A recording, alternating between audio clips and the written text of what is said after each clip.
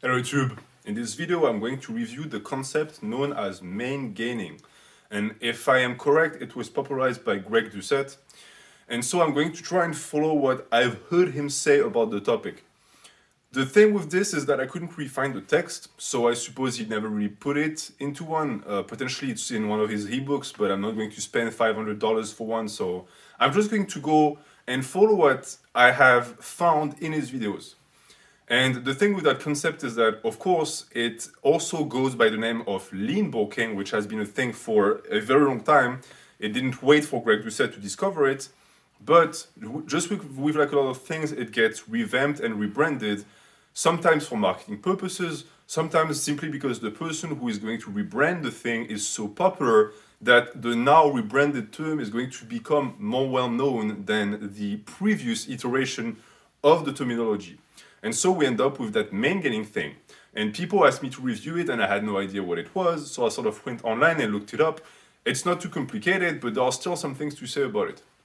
The interesting part about this is, well, first off, it's a Greg Doucette concept, which means that you're either going to be striking gold or you're going to be striking a different type of mineral altogether. In this case, it's gold. Funnily enough, when I made some research, I actually found a bunch of people who made response videos to Greg saying that Maingaining didn't work. That, of course, is mostly motivated by the fact that if you make a video about Greg, you have three choices. Either you make one that is very positive and you give yourself a chance that he's going to review it out of ego, or you make one that is going to be very negative and you also open yourself to the chance that he's going to review it and attack you, also out of ego, or you do something that is going to be more balanced and in the middle ground, and you are going to potentially either ruin your chance of getting a response, which would give you subscribers, or you'll be ignored altogether, which I hope is what's going to happen with this, because I'm going to try and be balanced. It's not going to be drama, but I did do my research beforehand and I found a bunch of people who disagreed with the concept, and to me the concept is sound. Because if you watch the channel, if you watch the dietary advice I give, I highly encourage people to either maintain or do very, very slow and small cut and bulks. I do not believe in the massive cycles of cutting and bulking, and therefore I perfectly subscribe to the Maingaining concept, because to me it is what makes the most sense. You need to give the body time. And so let's get into the review today. So what is Maingaining? How do you maingain, and what does it even mean?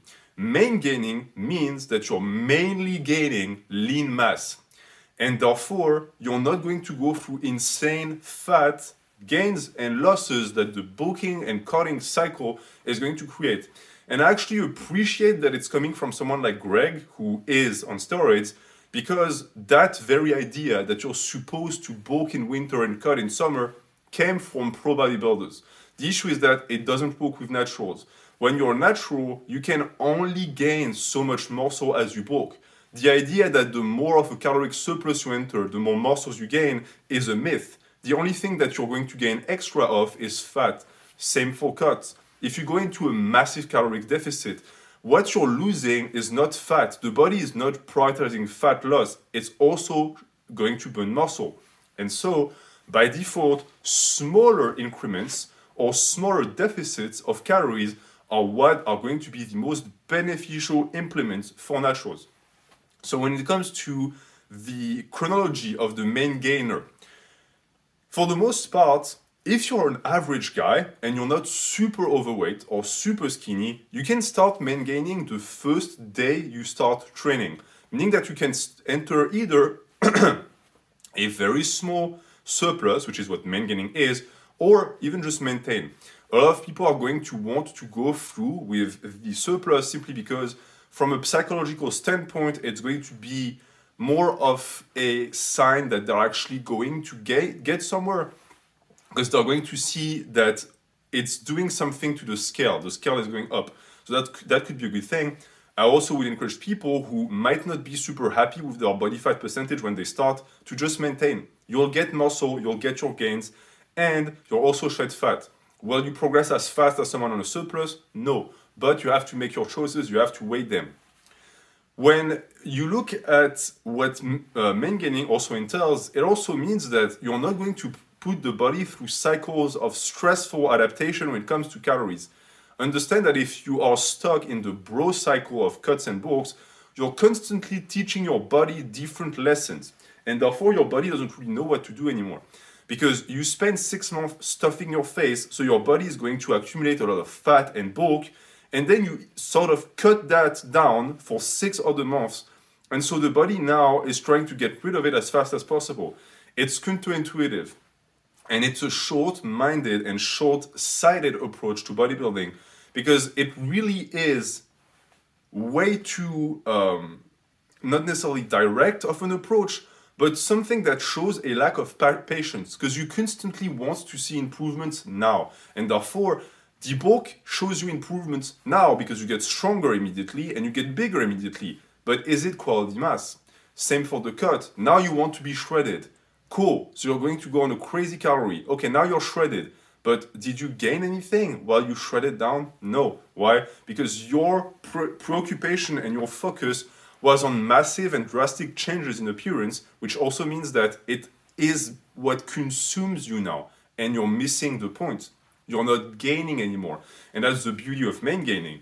You are now free from the preoccupation that the diet is going to impose on you, and also free from the changes it imposes, meaning that now the changes will come from the gains, from the lean mass, and from the slow incremental boost and development of your performance and of your body. That also entails that it means you're going to have to take a lot of time and spend a lot of time training. And it's sort of also, I see the reason why I see so many people say it doesn't work, they miss the point because they don't have the passion. They don't see themselves in 5 years still training. For them, training is something they do now so that they can get the body they want, and then they're done. But the issue is that it doesn't work like that, because even to maintain that body, they'll have to still train. And the people who get the best physiques don't think like that. They think of it as a lifelong pursuit. And Maingaining perfectly aligns with a lifelong pursuit. If you think that you're going to stay in this game for 15 years, then taking it slow doesn't sound as bad anymore. Because you know that you're going to see the results eventually. There's no way around it. If you know how to track progression, which is something I explain on the channel, you will see those hypertrophy gains over time. And I scrolled through a few of the response videos I saw.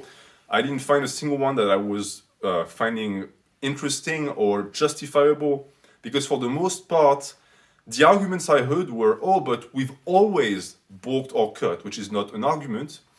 And I also heard, oh, but you are going to destroy your potential if you Maingain.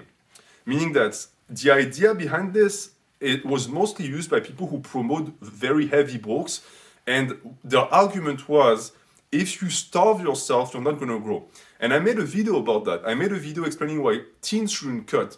That being said, it's a point of view that lacks nuance, because there's a big difference between cutting, Maingaining, which is a very slow caloric surplus, and a bulk.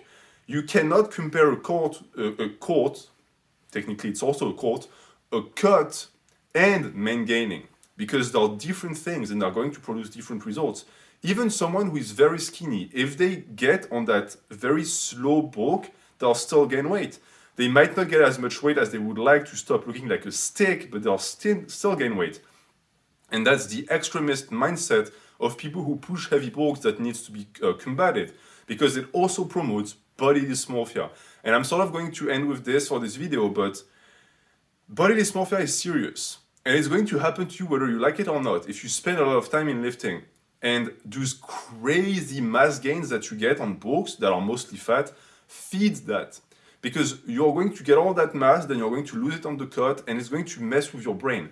I have found that the Maingaining approach is really beneficial for your mental health, because even though you're not progressing quote unquote as fast, it is stable, it is steady, and it is trackable, and that is very soothing for the anxiety that is associated with that angst of being too small, because it shows you that if you just keep at it, you will keep growing. And it also prevents plateaus for the most part, because when you constantly swing around and modify your caloric intake, it also has a repercussion on your training. Maingaining, on the other hand, helps you focus on the training, because now the diet is taking a step back. And for the most part, that's all I had to say, really.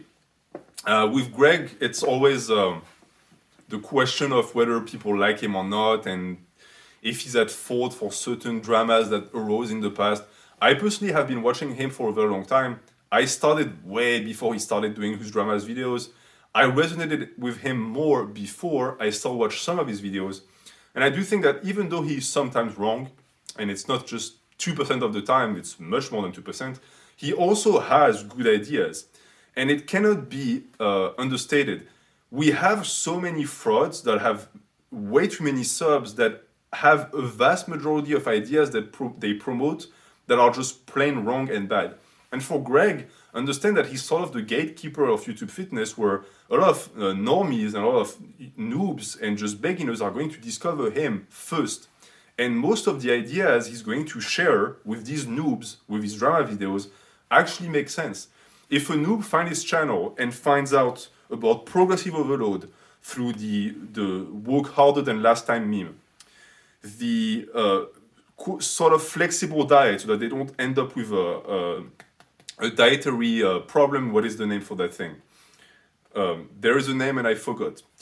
And the third one would be when they discover something like Maingaining, you'll have someone who's going to pick up weights, who's going to most likely focus on compounds, who's going to focus on progressive overload, and on a slow bulk with foods that, while they're not the cleanest, are not going to create incidents for them in the long run.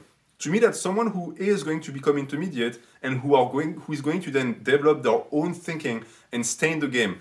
And that's more than what can be said for the vast majority of fitness YouTubers who destroy noobs, who crush noobs because before they even have a chance to grow and hatch out of the egg.